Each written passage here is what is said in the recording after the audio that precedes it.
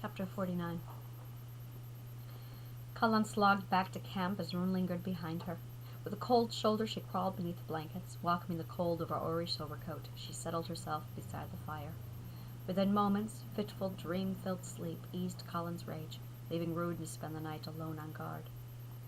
It felt like minutes later when he shook her and Emma awake. The sun's light barely spilled through the mountains. All evidence of the storm from the night before had vanished, leaving behind blue skies untainted by the blemish of cloud coverage and a comfortable nip in the air that encouraged movement. They ate, said little, and broke camp half an hour later. Sleep did Emma well and left her in a spry mood that bounced her every step. Oblivious to the silence suspended between Rune and Kallan, she plodded about through the open valleys with an unnatural gaiety.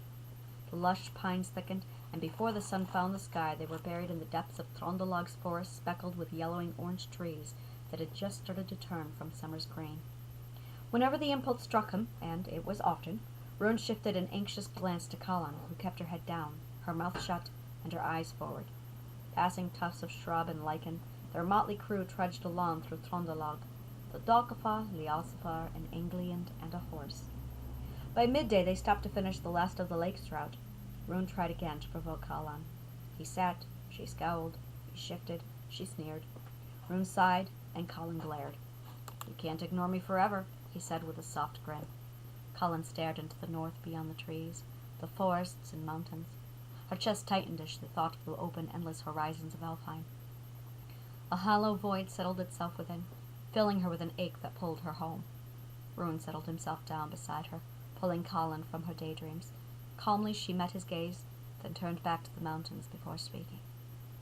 "The mountains here remind me of home," she said. "You worry often," Rune said, drawing an alarmed look from Kallan. "About Lorlenalin, I mean." He clarified, and she returned her eyes to the horizon and mountain peaks. "Surely you have your captain and high marshal to maintain order in your absence," Rune said, forcing Kallan's critical eye. She studied him as he spoke. "What impending problem demands the constant vigilance of Lorlenalin's queen?" Rune asked. "What is so fragile that you neglected to secure someone to oversee the issues in your absence?" Taking in a breath and releasing it through her nose, Kallan gazed out among the mountains. Their white tips reached to the sky. There were places where she couldn't tell cloud from snow-tipped peaks. "The children," she answered. Rune raised his brow, and a series of sudden sharp snaps averted his attention to Emma. Gripping a stick too tightly, Emma whacked away at the trunk of a defenseless lone birch, forced to take her beatings. Staring blankly at the sky, Kallan paid the human little mind. Her thoughts filled instead with white stone halls and cloudberry jams served with warm breads from Lorlenalin's kitchens. Rune picked himself up from the ground. "Here," he said, pulling the Dvaga sword from his waist. Curious, Emma lowered her stick and blushed at the attention drawn from the Alfheim king, who offered her the hilt of his blade. "Like this," Rune said, coming to stand behind her. The weight of the sword pulled Emma's body forward, and her arm dropped to the ground with the blade. Long strands of golden hair fell like a shimmering curtain, catching the sun as the sword pulled off her balance. Rune relinquished a huff that drew Kallan's eyes just as he stepped in closer behind Emma to help her lift the sword with both hands. Kallan's nostrils flared at the sudden awareness of how petite and pretty the peasant was. "It's meant for two hands," Rune said, guiding her delicate left hand to the hilt. She dropped the sword again, forcing him to hold the unsupported weight with her. "Raise it up and draw it down, against the edge on an angle." He followed through with a set of strokes, left, then right, then left, before leaving her to her own. Almost at once Emma lost her balance again and fell forward, digging the fine point of the blade into the earth. Kallan cringed. Unable to watch any more, the Dalkafa emitted a grunt and jumped to her feet. "Oh, here!" Kallan said, making her way to Emma. The girl blushed again, uncertain of the concealed rage of the Dalkafa queen, swaddled in woolen rags, 2 sizes too big for her frame. With a rigid flick of her wrist, Kallan yanked her dagger from her waist and tossed it to Rune, forcing him to catch the blade mid-air before it struck him in the face. "I want it back," she said, extending a finger to Rune, and relieving Emma of the sword. Its jewels and black blade caught the sunlight and encouraged Kallan to twist her wrist around, gaining a solid feel for the sword as the Anglian skipped out of the way, clearing the area for Kallan. The sword's balance was perfect, too perfect. It was dead on. A twinge of jealousy pricked her chest. Intricate gemwork featuring black opals, black hematite, and silver filigree adorned the elding hilt. The pommel itself flashed in the sun with the reds, blacks, blues, and greens of a black fire opal. But the runes, the elegant, lavish runes, caught her eye, and Kallan read aloud. Graham. Her palm grew moist as she recalled the stories Dagon told from an age nearly forgotten. She raised a wide and grey gaze to Rune. This is Graham. Grinning proudly, as if he himself had forged it, Rune extended a hand for the blade. Give it back, he said, still smiling. With another turn of her wrist, Kallan spun the blade, poised at the ready for battle. Take it back, she dared with the slightest hint of a grin. Rune glanced at the 18-inch blade in his hand, and then to the 35-inch blade pointed at him, as if an inadequacy suddenly weighed heavily on his consciousness. You could at least loan me one of my man-made swords, Rune said. Kallan shook her head. They're iron, she said. An elding blade would break them. Kallan raised Graham at the ready. How convenient. He thrust the blade to test its balance. No save. Kallan grinned, adding a malicious ambience to the air. Now, whatever it is you have in you. How convenient. He thrust the blade to test its balance. No save. Kallan grinned, adding a malicious ambience to the air. No, whatever it is you have in you. Flicking bloodton at the ready, Rune waited, and Kallan lunged. The sword collided with the dagger, and Rune pushed back, parting their blades. Again, Kallan channeled her energy, bringing the sword into Rune. He swung the dagger around, catching Kallan on the upswing, recovered, and swung again, forcing the Dokafot to dodge. Mirroring Kallan's footwork, Rune parried and not provoked, guiding her next offense to his liking. He shifted, opposite Kallan, brushing alongside her as he guided her dagger into each block, but Kallan was somewhere else, lost to the swordplay. Spellbound in musings, she relived the sparring she once rehearsed with her father. Up again, Kallan spun, pacing her breath and balancing her footwork as her father talked her through the motions. And again, she heard her father say as she swept the blade, bringing it down onto Bloodtongue. First and foremost, hold your balance. You'll never run a fight with poor balance. But she was unbalanced and losing her footing there with Rune. Too quickly, Kallan felt herself slipping. She spun, bringing Graham back around as she had done with her own sword so many times before. Use your weight to anchor the swing. Let the sword do the work for you, her father had coached. Guiding Graham's blade up, Kallan swung the sword to her shoulder, following through with her father's advice. But she was reaching and falling. Reach with the blade, not with your arms. Never overextend. Remember, the blade is an extension of you. The sun had caught the pride in Eolf's gentle eyes as he looked down at his daughter. Desperate to hear his praise once more, Kallan lunged, forgetting it was Rune standing in front of her. Graham slammed down into Bloodton, sending waves through her. Her voice faded, his smile vanished, and her father was gone all over again. Kallan. The sunlight flashed, and the leaves whispered in the winds. Astrid snorted nearby, nuzzling the grass beside Emma. Beads of sweat poured down Kallan's face as her minute gasps of breath hit the air. A memory flashed of black blood covering her hands, and she flinched, her hatred rebounding. From between the blades, Rune watched with a concerned look at the baffled Kallan. She recalled Rune riding in the distance from the Dokafot keep, leaving his men to do his bidding. A dark desire to pull back the blade and summon her Saith surged through her, but she would be lost without him here in Midgard. I don't know the way, Kallan whispered between their locked hills. Forced to ignore the hate that stirred her rage, Kallan lowered Graham and passed the sword to Rune. She accepted Bloodton without a word. Alone, Kallan returned to her place on the stones beside the trees, where she resumed her silent brood.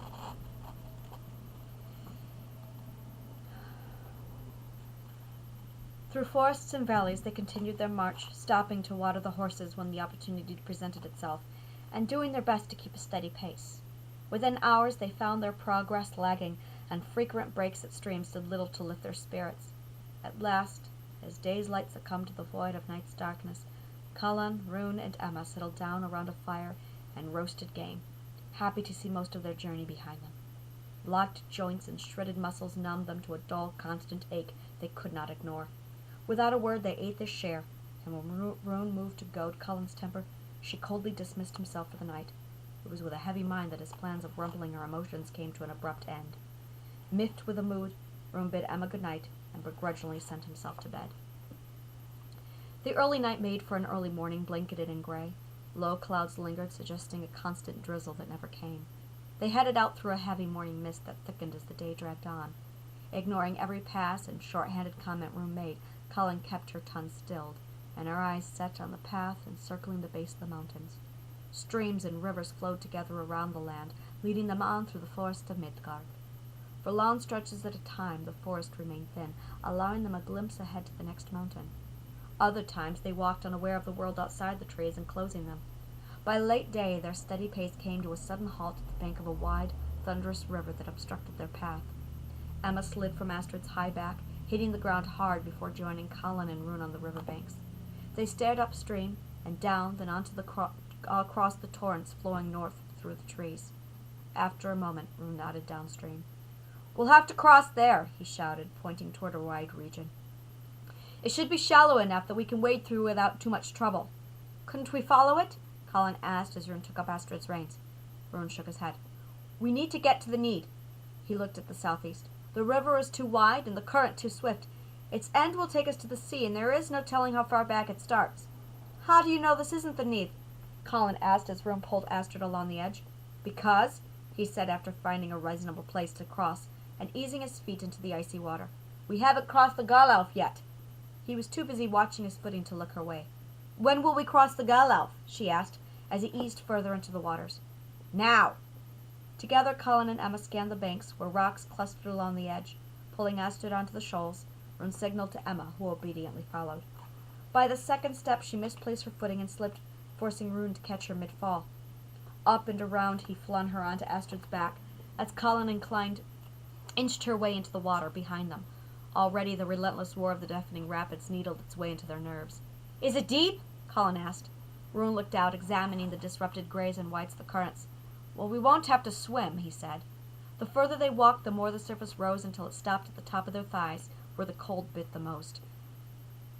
They made their way over large white rocks that had washed downstream. Halfway, Rune stopped, forcing Kallan to call from behind. "What is it?" she asked over the roaring rapids. "Salmon!" Rune eyed the multiple streaks of silver that swam past. "Big ones!" He felt one brush his leg. It was so close that he contemplated reaching down and grabbing it. A smile burst across his face. "We'll have to come back here for a few days with a net or some line. It'll make for..." A flash of fire grazed his leg, and a large steel-colored salmon nearly 3 stones in weight floated to the surface and swept into Rune's thigh. With a palm raised, Kallan created a tiny flame. Her eyes seared the air. "Move!" Stunned, Rune lifted the fish by the base of its tail. His smile didn't falter as he slogged on, leading the way through the current to the other side with a horse and fish in tow. Shot split as the water slapped the ground, as Kallan and Rune took turns wringing out their clothes. After fastening the fish to the saddlebag, they continued through the forests of pine. For hours they trekked through the thick foliage of Trondelag, where the yellows dissipated, leaving behind the last lush green of summer. At the mountain's end, the forest cleared, and for the first time since arriving in Midgard, they could see on ahead to a clear horizon and the sea. "There," Rune pointed ahead to where a river twisted with the land. "That is the Need, and there," he shifted his finger out to the inlet, "is where she bends to the east." For a brief moment they studied the end of their road, entirely too aware of their throbbing joints and stiff muscles. "Come along," Rune said. "We'll continue north and follow the Need to the sea. From there we follow the beach to the village." Down into the valley they continued, plodding on as the foliage thickened. Pines gave way to large clusters of white birch speckled with the occasional ash and pine. By early afternoon they joined with the Need, whose wide, calm waters cut into the land, carving a path they followed through the trees. As the last of the forest cleared, the land sloped down to the shores, where the gulls cried, and the river veered east. "Nidaros is named for the Need that flows around it," Rune said. "There is only one road into Nidaros, and that is the land bridge here." A mere 300 paces of land spanned the area between Need and the sea. So close to their end they walked along the beach, weary and ready to rest. In the distance, across the water inlet, rows of rounded mountains blended with hills that lined the fjord, seeming like one continuous mountain.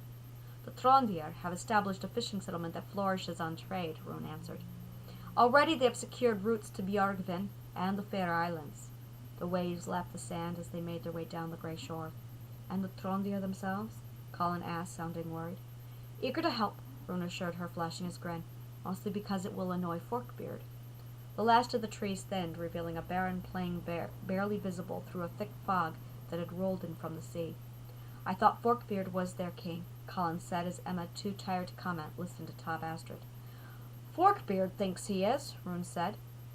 "The Trondir prefer the rule of their own people, and the Jarls of Lade northeast of here. When last I was here with my brother, Haken was complaining about the tribute Forkbeard forces him to pay to keep his ships at bay. Nothing a king hates more than having to pay tribute." The first of the homes appeared through the haze. "Why?" Emma asked. "How much can you drain a kingdom's economy, all to secure your throne and buy peace for your people?" Rune asked, and watched Emma flush. "At that time, when last I was here, Hakon Jarl was talking about putting an end to his levy. In fact, that was the reason for our visit." Rune remembered the ornery old man mulling over a mead. "He called upon Gunir for aid in hopes that we would form an alliance based on our mutual tension with Dan's Reach." They drummed along to the rhythmic clumps of Astrid's hooves, allowing the silence to rise up between them before Kallan spoke again. "Did it work?" Rune held his face unchanged as he looked onto the village ahead. It was a long wait before he answered. "Gunir accepted the alliance, but—" Rune glanced at Kallan, unsure if this was the time or place to test her temper. "Without assistance against Lorlenalin, we could not lend resources against Forkbeard." Visibly taken aback, Kallan flushed as they neared the village. The fog mingled with a lackadaisical dreariness over Nidaros. The distant plink of a blacksmith's hammer coldly welcomed them. A dog barked. A lone child cried. The happy buzz that usually accompanied a trader's port had fizzled to a low drum that dropped every merchant's spirits to a drudge set to the rhythm of the smithy's hammer. Upon closer inspection, a number of the houses, blackened from fire, had fallen in on themselves, and the infamous ports of Nidaros, always stocked with the grandest of ships, were barren. Only a number of smaller vessels lay in the harbor, their keels broken like the back of a once grand berserker. And in the town center, amid the lingering gloom and despair, the main posts had been placed and the floors laid for the makings of what, it could be assumed, would be a mead hall grander than the one behind it. It was a moment before the Alpha realized they had drawn more than a few inquisitive glances as the crowd around them grew. Emma slid down from the horse, hitting the ground hard as the mutterings of countless faces kept their safe distance. Stepping closer to Rune, Kallan gripped her dagger, unseeing. He too shifted his eyes to each blank stare, all marked with the distinct deadened look everyone wears following a catastrophe. "Who are you?" The gruff voice of an old woman carried over the anxious compilation of curious onlookers, commanding a hush that the Trondir heeded. Pushing her way through the crowd, a short, stout woman emerged. A ring of keys rattled at her side. "What business do you have here?" she barked, undaunted by their grand appearances that glistened and gleamed in contrast to the drab gray village. Anger lined her face. A bit of leather held her long, silver-streaked blonde hair, accenting her thin cheekbones. Though clearly exhausted, Rune flashed a smile at the woman. "Hello, Olga." The gentleness of his voice seemed to soothe the lines of rage from her face, and relaxed her shoulders. Gasping, her entire physique warmed. "Rune!" "This is Kallan, daughter of the Dokafar, Queen of Lorlenalin," Rune said, slipping a hand behind the small of Kallan's back, encouraging her to give a warm smile. "Kallan, this is Olga, wife of Halvard. She runs the place." When he spoke again, he returned his full attention to the stout woman before him. "We need to see Hakon, is he here?" The name seemed to pierce Olga like a twisted blade, and she dropped her shoulders, swallowed a visible lump in her throat as her clear blue eyes swelled. "I'm afraid you've come for nothing," she said. "Hakon Jarl is dead." The heavy burden carried from Jotunheim doubled as Rune's head spun for answers. "Olga?" Emma's small voice cut through the crowd. As she pushed her way to the forefront, Rune watched the color drain from the old woman, and her eyes met Emma's. Olga gasped. "Emma?" With eyes filling with tears, Olga met Rune's gaze, then looked to Kallan. Worry filled her eyes as if she scanned their small group for another. "Dofra," she muttered, and the tears fell. "Olaf said he would send troops to Dofra." Her thin bottom lip quivered as Emma spoke. "Olaf came. We didn't have a chance. There was no warning. The rivers were red. Piles of children's hands. Ivan did. And then one of his men, he was still in me when his head hit the ground." And Emma fell into Olga's arms and sobbed, quietly at first, then louder, giving voice to the grief of Nidaros.